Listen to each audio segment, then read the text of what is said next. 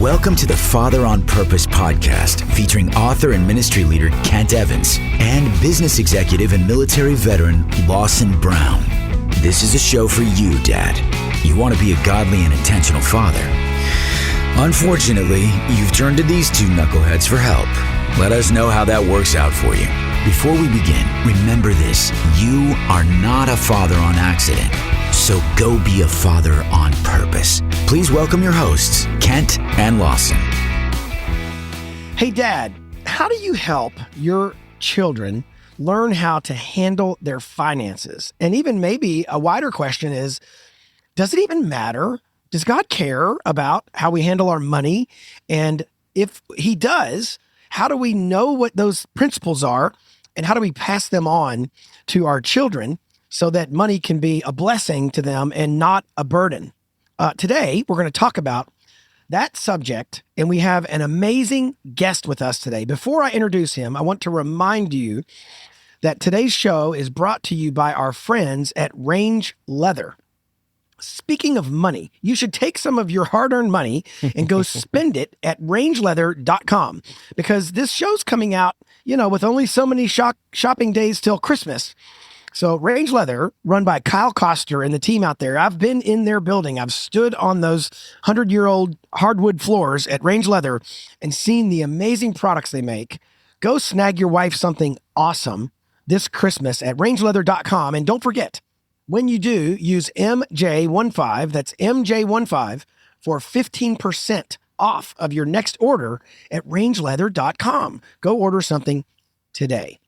I'm super excited about the guests that we're having today. I met Matt about maybe a year ago, plus or minus, in Louisville, Kentucky. We both happened to live here in Louisville, but it took a friend of ours from Chicago to actually introduce us. As life often happens, you don't cross paths with people sometimes in your own backyard, but I did cross paths with a gentleman in Chicago who knew Matt, and he introduced me to today's guest, whose name is Matt Bell. Now, Matt is a personal finance writer, a national speaker. While serving as the managing editor at Sound Mind Investing, he also speaks across the country at churches and universities. He's the author of several books and video-based small group studies on family finances. And we're going to talk today with him about his book, Trusted: Preparing Your Kids for a Lifetime of God-Honoring Money Management. Matt Bell, welcome to the show today. Thanks so much, Kent. Really appreciate it. I'm glad to have you. Lawson, you're in charge of all the hardball questions. Why don't you tee one up to Matt right now? Okay. Number one, Matt, welcome. Super happy to have you, man. I really believe this is something that a lot of us need. A lot of us need to hear for the first time, maybe some of the stuff that we're going to talk about today. Some of it is a refresher to others. And then, as always, you guys out there listening, if this is valuable to you as a refresher, but you kind of got things in order, you probably have a friend who doesn't. So pass it on and keep spreading the word. Not only, will the podcast maybe come in handy for someone and God can use it in their lives, but Matt's book, Trusted, as well. Matt, I got the book. Here it is. I got it in the mail. It's all earmarked now. I've written in it in the margins. When I first looked at it, it's the title being Trusted on the front. I thought, I wonder why he chose that word. And then I opened it up, page 1, Luke 16, verse 10. Yeah, that's it. Says, whoever can be trusted with very little can also be trusted with much. So I know why you named it that. How did this thought process of writing a book about being trusted come to mind? Yeah, so couple things there. So first of all, my wife Jude and I have 3 kids, and so they've been sort of a living laboratory. Whether they accepted that job or not, but no, they've been willing participants in this grand experiment called life. But it's been fascinating to me as a dad of 3 kids to see just how teachable and how much kids can learn about money at an early age, even complicated things like investing. Not at age 2, but at age 10, at age 11 and 12, they can learn about things complicated like that, about investing. And so But really, the essence of the book and the reason for the book, I've been in stewardship ministry for a while now, and it's the typical thing. You see people coming for help to a stewardship ministry because they've been maybe making some decisions not so great for a long time. They're looking for help, so great, we want to help them. But man, I just started thinking if we could get upriver on this, upstream on this, and raise kids from the get-go to understand a biblical approach to money, perspectives and practices around money, how much better that would be. And so I think about kind of the risk of not teaching them, because it isn't that if we as parents don't teach our kids about money that they won't learn. They will learn because the culture is full of messages every day about money. So far better for us to be their teachers than the culture. And then there's just so much incredible opportunity here. I mean, compounding is a topic typically associated with investing, which rightly so. I mean, and I've got a chapter in the book about teaching kids about investing. They've got time on their side, and so great to take advantage of that. But compounding applies to all things. And so you think about a kid that gets on fire for generosity. We cultivate a generous heart in that child. We cultivate some practices. You think about over their lifetime how God could compound that. And it's just stunning. So I think there's so much opportunity here in teaching kids at an early age about this. Well, I taught my kids about compounding, Matt, by saying you either take out the trash now, or you're going to take out 4 times as much trash later. They learned about That's a lesson that'll stick. Yeah. Early. Speaking of kids, you have 3 children. Tell us about your family a little bit in terms of ages of your children, and then just dive into the heart of the dad trying to teach this stuff to his child. We're going to come right back to your book topics in a row, but you're not just a financier and an expert, you're a dad trying to teach it to your own children. Tell us a little bit about your kids. Sure. Yeah. So my wife, Jude, and I have been married for 25 years now, just celebrated our 25th. Right. Congrats. And thank you. So we've got 3 kids. They are 21, 18, and 16. So those listening who've got really young kids, man, it's true what they say. Time really does fly. So drink in these days and enjoy them when they're super young. I mean, you'll still enjoy them when they're older, but man, I can't believe, kids are at that age now. And so I just, I learned money lessons the hard way. I like to call it my unintentional reenactment of the Bible's parable of the prodigal son. And I went through, it's great. Fantastic. I laugh about it now, and it's great to be able to laugh about it now. But I literally got an inheritance when I was in my 20s. I literally, basically paralleled the story. I mean, the distant countries, the squandering the money, the coming to my senses, the returning home, the whole thing. And that's what God used to draw me into a relationship with him. And so I'm so thankful. It was an inheritance well squandered. And it's also what gave me a passion around this topic. And so I thought, man, if I could teach our kids so that they won't have to make the mistakes that I made, what a good thing that would be. And if I can help, a few other people's kids along the way too, that would just be a real encouragement to me. Yeah, real quick, Lawson, before you dive in, I want to ask Matt, just chasing that comment you made about having made a bunch of mistakes. We hear that from our dad audience often, that they feel like they've made mistakes, not just in money, but in all kinds of areas. And then they feel like that disqualifies them from either being a dad or teaching in that area. How can I teach my kid about sexual purity? I wasn't sexual pure as a teenager, so I'm just, going to bench myself in that regard. What would you say to the dad who had a really rough financial upbringing or made a bunch of bad decisions financially? How does he get back on that horse and not feel like he's under the weight of that forever?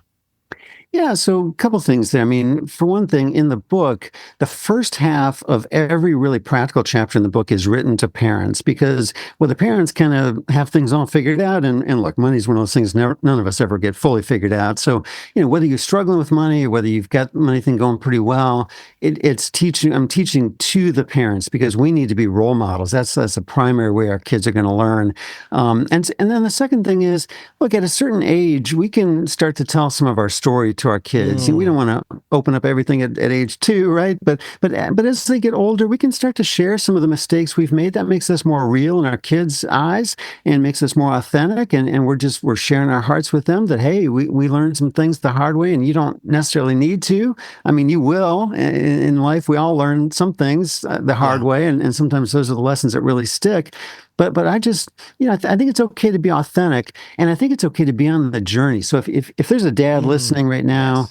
that maybe has a lot of debt, and so look, for them to say to their 12 or 13 or 14-year-old son or daughter, look, mom and I are kind of struggling with this debt issue ourselves. We're realizing what the Bible says. We're feeling the pain of it. We're going to travel this journey out loud with you, and we're going to teach you lessons that hopefully you don't have to experience yourself firsthand. So it's okay to be authentic and to be on that journey with our kids. No, it's brilliant. Right on.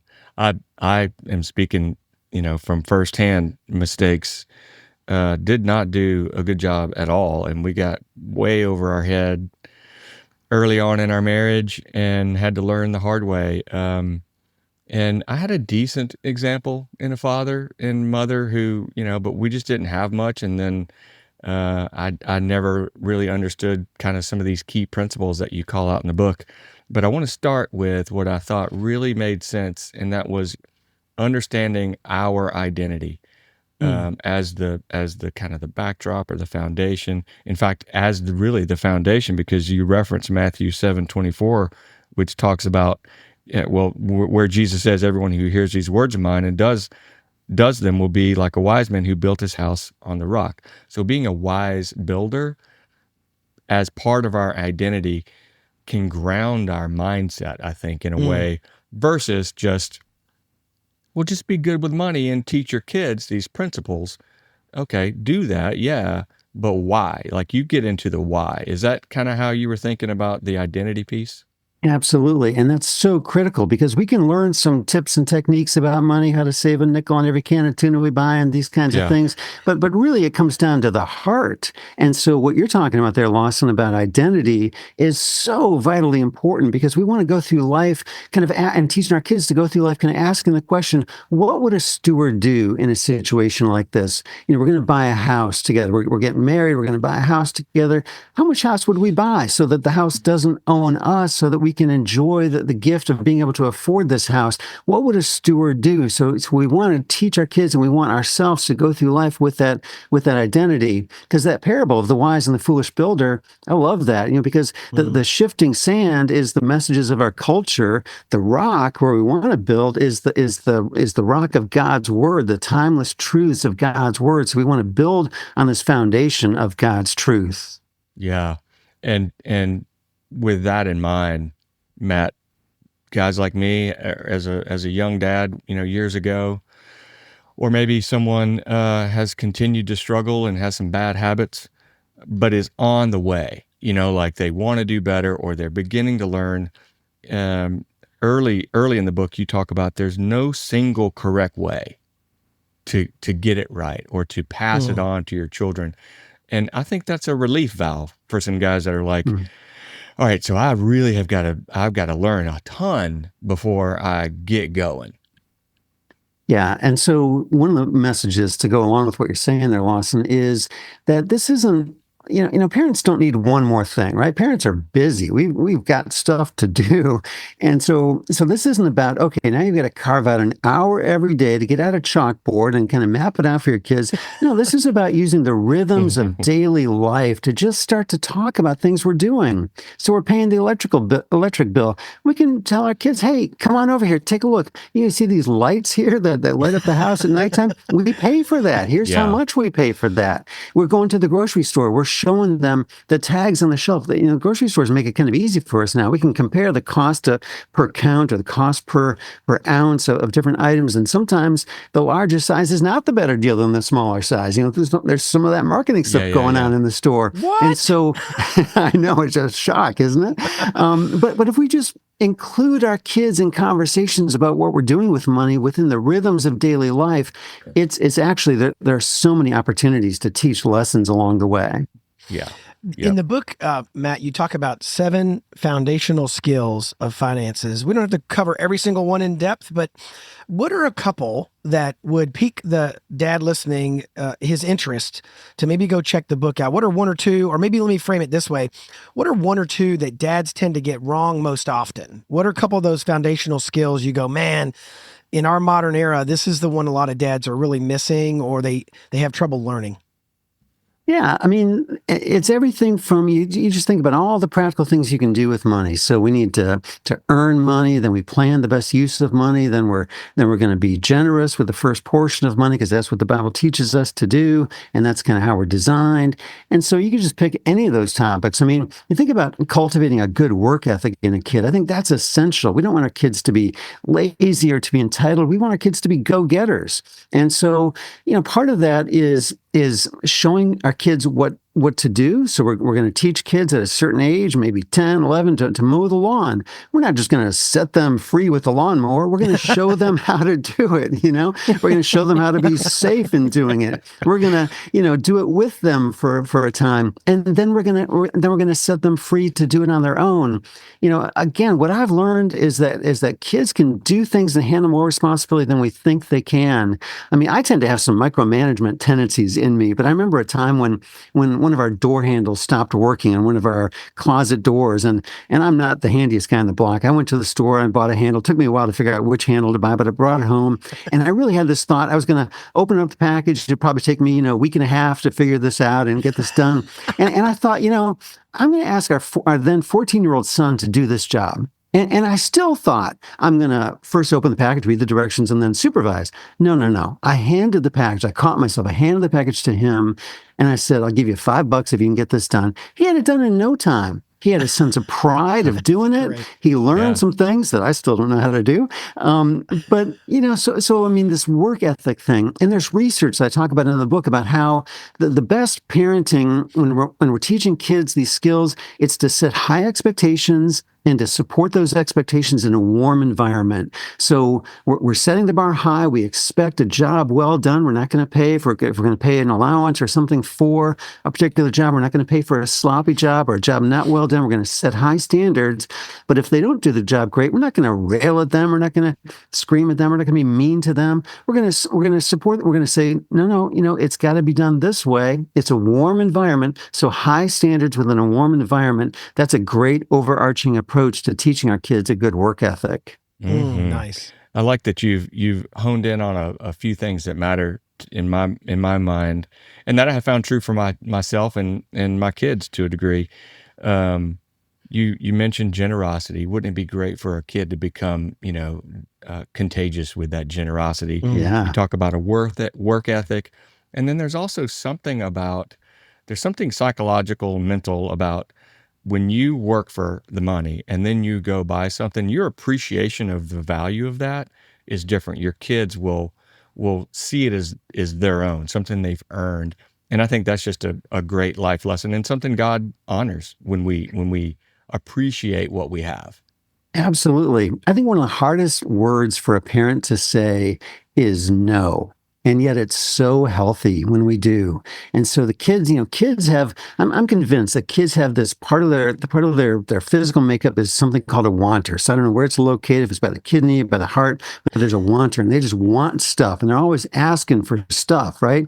And so, sometimes we need to say, no, you're going to need to save up some money for that. We're going to wait until you have enough money saved up and then you're going to buy it. And just like you said, they have a greater sense of accomplishment having purchased that item themselves. They're probably going to take care of that item more so than if we just gave that to them. I mean, sure, we're going to give kids gifts every now and then, that kind of thing, but we want them to have some skin in the game. I think that's one of the real important lessons I'm trying to convey in the book is make it real for kids. Have kids use real money, their money, in real time, in the real world, because those are the lessons that really tend to stick. Yeah. Yeah.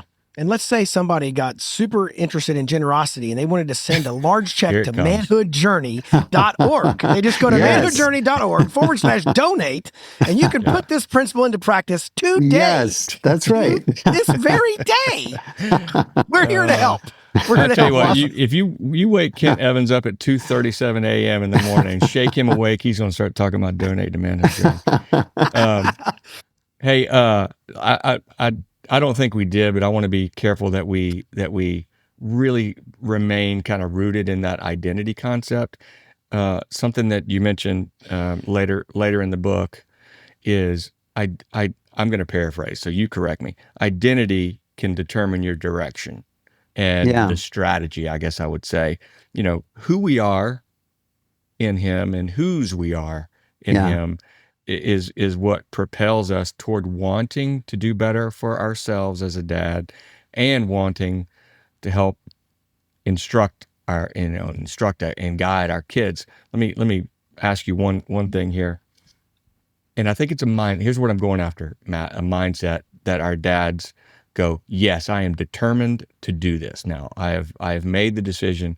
And an example you give of the difference between commitment or non-commitment is two people who smoke or smoked. When offered a cigarette, the first person says, no thanks, I'm trying to quit. The other person says, no thanks, I'm not a smoker. Right. Right? Like their mind has been made up. It's a thing of the past. So guys have messed up, whatever. Now's the time. It's never too late to start, and it's certainly never too late for your kids to start.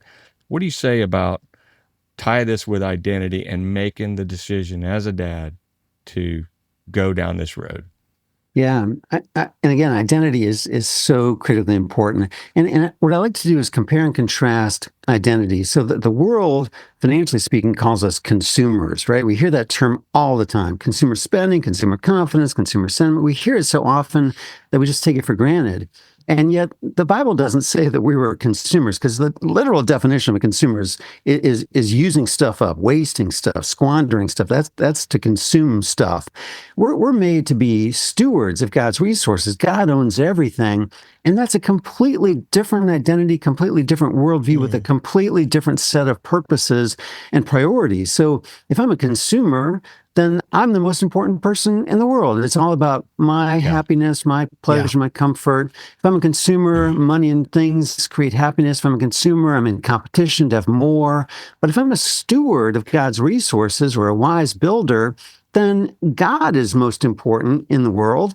And it isn't money and things, it's relationships that matter most. Yeah. And it's having a mindset of contribution, not competition. So, those seem like lofty, what do I do with that sort of thing? But that really is essential, that we understand that God has made us to be stewards of his resources that he has generously entrusted to our care. So we're not entitled, we're really responsible, but also it's not some heavy burden. God has blessed us with these things. The Bible says God gives us all things for our enjoyment. He loves us as his children, but it's just a great opportunity to use his resources for his purposes. Matt, I'm thinking of a listener to the podcast whose name is Kit, lives in Georgia, and his child is 18 months old. In fact, I remember meeting him a couple months ago by the phone, that is, over the phone. And I said, hey, man, how'd you find our podcast? And he goes, well, when my wife got pregnant and I realized I was going to be a dad, I figured I better start figuring this fatherhood thing out. And ironically, interestingly, he actually works in the financial world. So numbers and finances are his thing. But I know there's a lot of guys who are in his shoes. I just talked to a guy 2 weeks ago whose wife is pregnant. She's due in 2 weeks. That will be his first child. And so I know there are a number of guys listening to this show that are young dads or brand new dads, or they just got married in the last, say, 2 to 5 years. How important is it to get, and this is a loaded question or an obvious question, but elaborate a little bit, because the obvious answer is, well, no, duh. But explain a little bit why it's so important that we start early in our marriage, early in our parenting with some of these principles, and how hard it can be to play catch up later.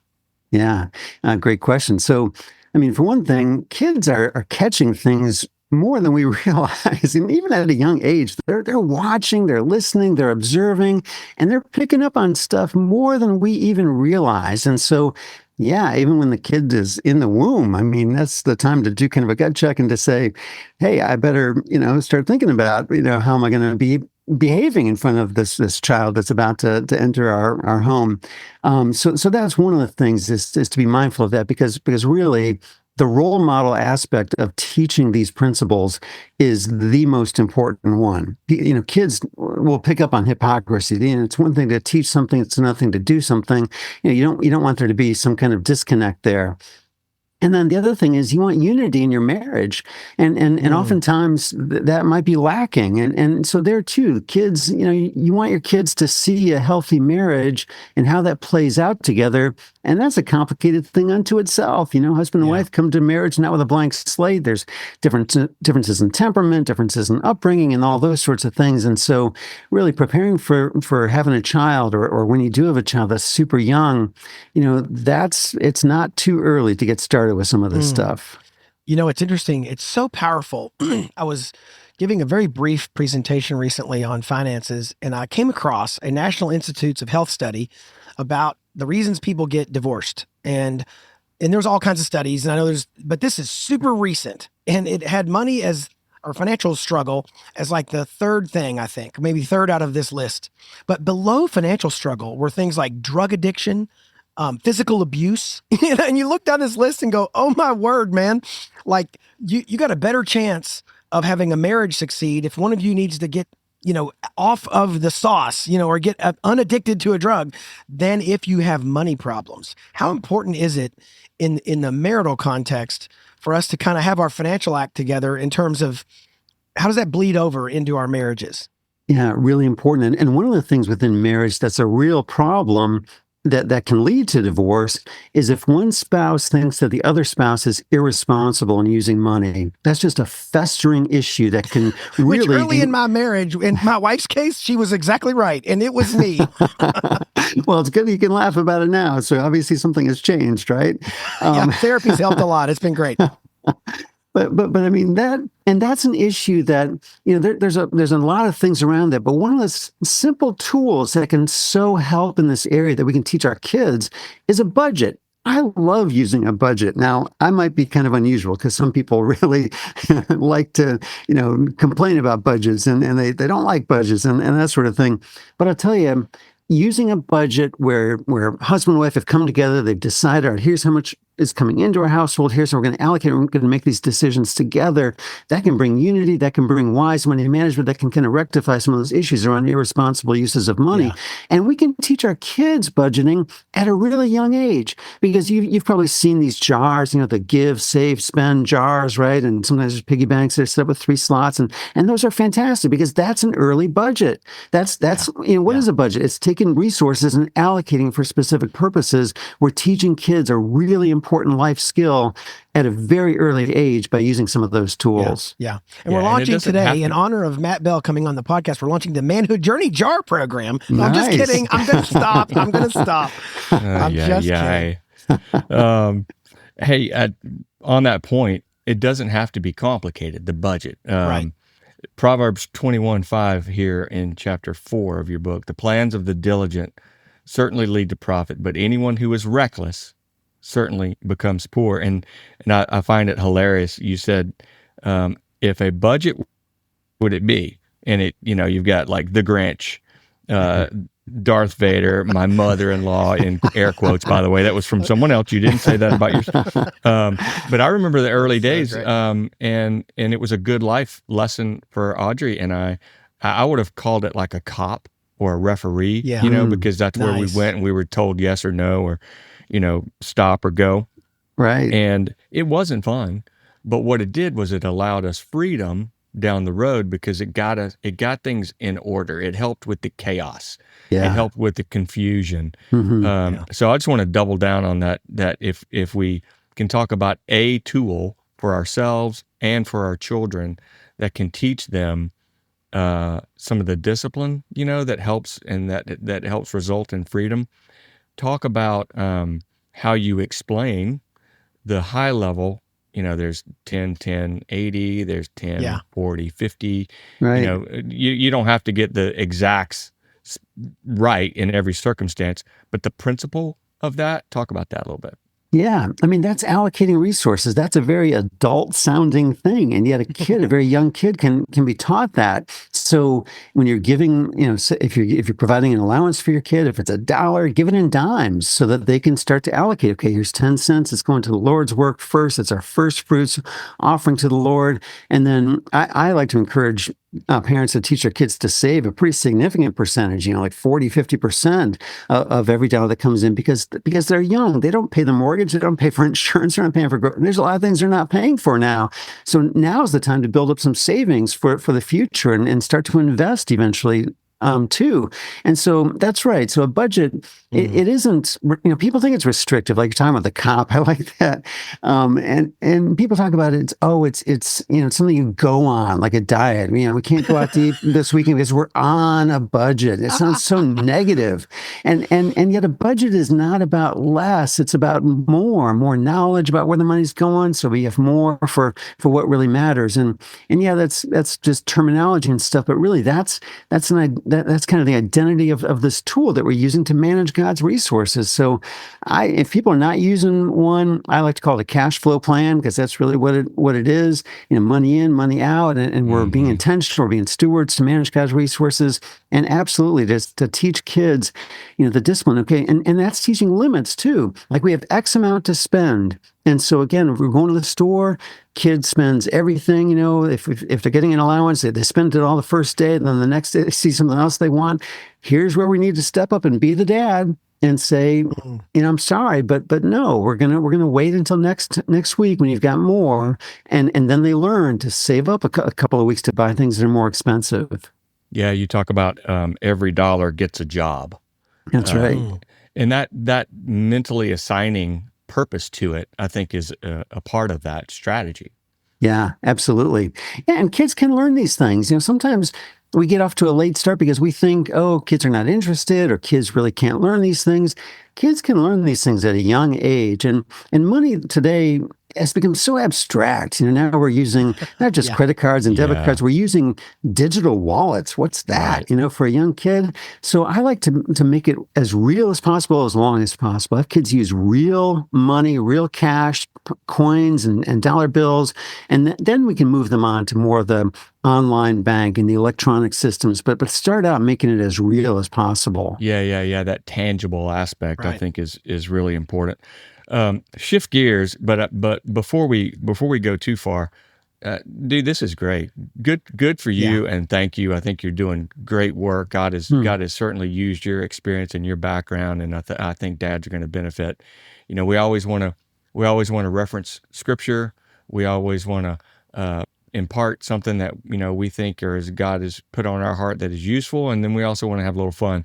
But and you've done that, man. I've really enjoyed this, and I've like I said, when you can see the book, it's all written on, and I love it. and in fact, there's somebody I have in mind that I'm going to give this to, and write a little note in the front. So thank you for the gift that you've given me and them.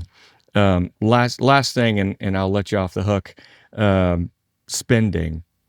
Spending is the other side of it. Comes in, you either give some, you save some, you invest some, and then you also spend some. And where I'm going with this is, thank goodness I'm not a kid today. I wouldn't have been able to handle it. There's so much. I mean this. There's so much coming at our kids right now. Yeah. Through every means possible. Back in the day, there were 3 TV channels. And, kind of fairly limited and not very effective commercials. Yeah. Today, we are bombarded and surrounded, and it's hard to know to spend or not to spend, but also what to spend on, and how to not get taken advantage of. So, again, Luke 16:10, where you started, you also sort of start wrapping the book up, and it says, one who is faithful in very little is also faithful in much. And you tie that to spending and the thought process around spending. So thank you again, Matt. It's great. Good job. Thank you. Love it. Talk about spending smart. Yeah. Well, there's a lot there, and the one big idea that I would love to convey that was life changing in our family, and I think it'll be life changing in other people's families too. And it's not original to me. I learned it from a woman named Mary Hunt, who wrote a great book called Raising Financially Confident Kids, and I've talked to others another woman who reads my blog who's doing the same thing with her kids. But basically, the idea is this: so let's say it's clothing. So let's say we've got, at the time with our kids, the example I use in the book, we were budgeting $25 a month for clothing for each of our 3 kids. Well, at the encouragement of the book I read and talking to this blog reader, we started to just give the money to our kids instead of going to the store with them and saying, all right, you've got a $25 limit. So what do you want? And, we'll pay for it. now we're actually giving the cash to the kids. And that might not sound like a big distinction, but it is. When the kids have their $25 in hand, in cash, and they're going through the store, first time I saw that, I literally had tears in my eyes because it was so powerful to see how real it was for them. They were at a clothing store. They're comparing different things. How much does this cost? How much does that cost? How much can I get for my money? That sort of thing. Do I want to save some for later to wait till I've got maybe 2 months worth to buy something more expensive? And decisions were being made on a whole different level. And then they went up to the cashier and they paid the cash. They got the change back, had to count the change, make sure it was right. It was just much more tangible. It was much more real.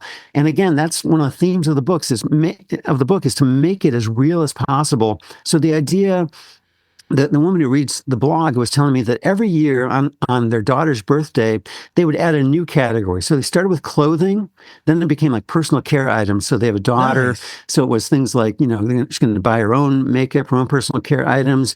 And it kept growing from there to the point where when she went off to college, she was so knowledgeable. She was so hands-on in making decisions, comparing the costs of things, seeing the value of things, learning that sometimes the least expensive thing isn't the better deal because it's going to break or it's going to wear out. Sometimes paying more for better quality is a better thing.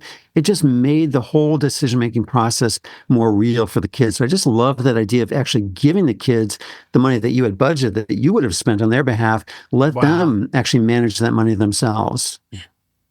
Man, Matt, thank you for today. I want to close with an idea that I would like for you just to double click on for the dad listening. And it's personal to me because every year our family does a family retreat in January. My oldest son's 25. We started when he was 6 or 8 or so. So we've been doing it about 20 years, not quite. And this year, we every year we ask the guys to write down a word that will kind of mark their year and the word they want to focus on. And this year in January, the word that I wrote down was the word steward. And money for sure, right? There was an idea that I was thinking I want to be a good steward of the money, both my personal money as well as the finances that flow through the ministry that we lead. But secondly, I wanted to steward my time really well, right? It's a more tricky resource than money in some ways because it only goes one direction. You can't pile it up. You can't make more of it, so to speak. And so, and then I noticed as the year went on, I need to steward relationships. God's, manhood journey has always been kind of cash constrained, but we've been relationship rich. We got all kinds of interesting dudes around the table. And that word steward just keeps coming up to me. Yeah. Now, part of it's because, I chose to look at it. I wrote the word down in January, so that's a little bit, it's baked in. Talk just a bit more about the dad out there who, it could be about money, Matt. It could be about your marriage. It could be about anything. But I want you to use the word steward and give the dad listening kind of some final words of advice connected to, we don't own anything. God owns it all. Yeah. I mean, the word that's coming to my mind is gratitude. We play the comparison game so often in our world, and we just can't help it. We look over our shoulder, we look at the neighbor, we look at the coworker. We can't help it. But if we, I think gratitude is the key to contentment, and contentment really works well in this consumer culture. If you can foster contentment, and the key to fostering contentment is gratitude. So my encouragement to dads listening out there is to foster gratitude. Foster gratitude in yourself by thanking God regularly. Foster gratitude in your kids. Have your kids, as you're saying goodnight to your kids, if your kids are young and you're tucking them into bed at night, don't just pray over them. Have them pray too, and to give thanks for whatever it is that comes to mind, whether it's their warm home on a winter day, whether it's the friends they've got, whether it's the food they ate that day. Foster gratitude in your life and in your kids' lives. Man, Matt, thank you so much for coming on today. The only, I think, kind of post facto apology we need to make to the dad who's been listening for the last 30, 40 minutes is you should probably go back and listen to this show at half speed.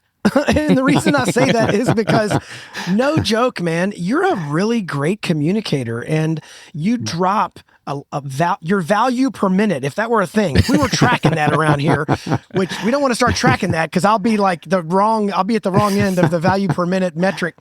But your value per word and minute is so high. Yeah, great. No kidding, man. Dad, you're listening to this show today.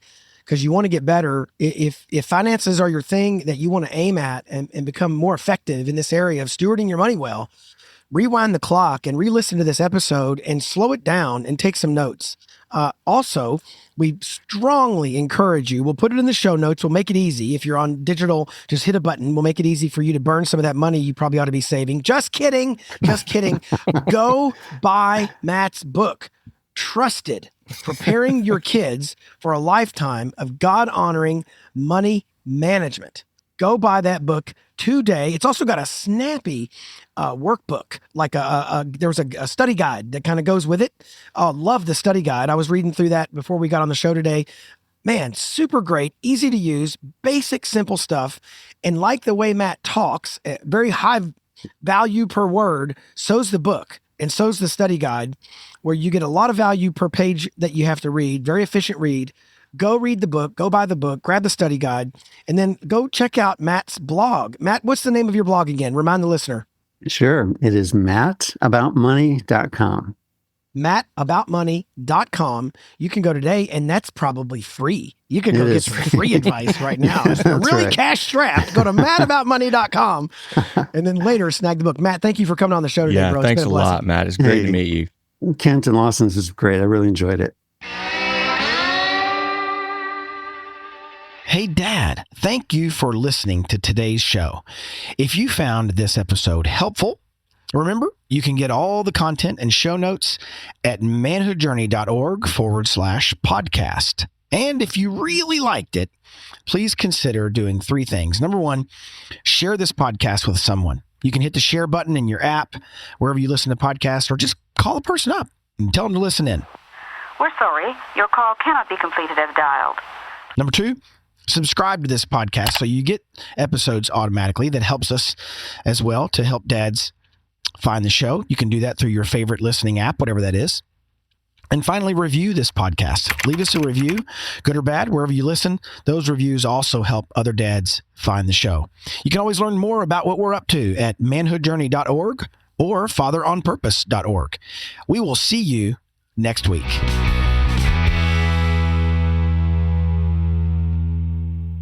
And then we'll be diving in, and I'll do a quick preamble. Pre-ramble, more like it. Oh, Lawson. Have you been staying up? Have you been asking ChatGPT how to say smart things to me? Yeah, I'm going on no sleep. That sounds like ChatGPT gave you that one, Lawson.